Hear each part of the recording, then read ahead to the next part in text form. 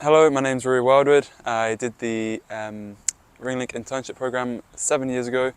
I work on a farm, but I also do subcontracting forest work.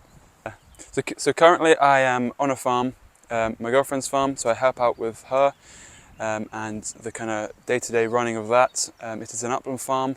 We've got about 600 head of sheep, we've got about 50 head of cattle at the moment. What I most got out of the pre-apprenticeship program with Ringlink was a good understanding and introduction into land-based education, learning, the industry, because I was not originally from a forestry or farming background. I didn't really know what I wanted to do. I was interested in forestry, and then I'd also had a bit of work experience at Glentana Estate, and so I then found a land-based apprenticeship program which was in the area. And now I have had a taster in both, and I love being on the land and working the land, fencing, working with the sheep, the cattle, or in the woods cutting trees. I did a placement as part of it, and it was a placement at Glentana Estate. Estate work's relatively similar to agricultural work, farming work. It's very varied. While on the estate, I was cutting trees, I was filling with biomass, I was fencing.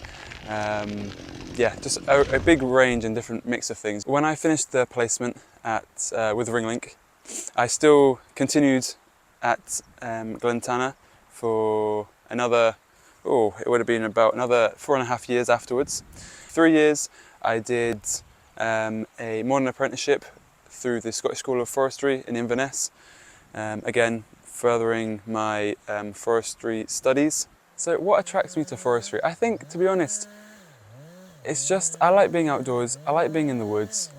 When I was younger I used to love climbing trees, and so I think it's just that, maybe the draw to being outside, and then the enjoyment of, I don't know, driving tractors with winches on the back, or using grapple loaders to load up the back of a trailer, or using a chainsaw.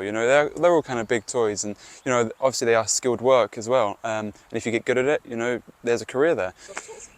Yeah, so the future's very open. Obviously there's lots of different directions that I can go. I mean, I've mentioned before how I've got chainsaw tickets, and I've tractor and everything, and I'm kind of getting into a wee bit of digger work, so I'm wondering about maybe if that's a career choice for me, kind of a bit of contracting there. But then equally, got to focus on the farm, and we're in a period of transition, so do you focus on the farm, or do you focus on your own career? A bit of both. So yeah, a lot of choice and things to think about, I think. To get from being in school to working outdoors, I would say just say yes to opportunities. If someone's asking, do you want to come and do a bit of work experience, take them up on that offer, because I think that's the best way. First thing you need is experience. It's maybe a bit uncomfortable, and it's not what you're used to, and it's people you don't know. Because I came up from Cambridge at the age of 18 to an estate in Scotland. I didn't know anyone.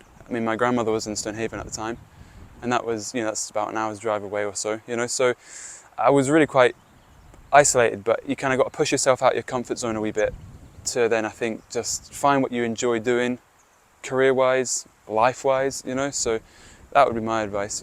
Say yes.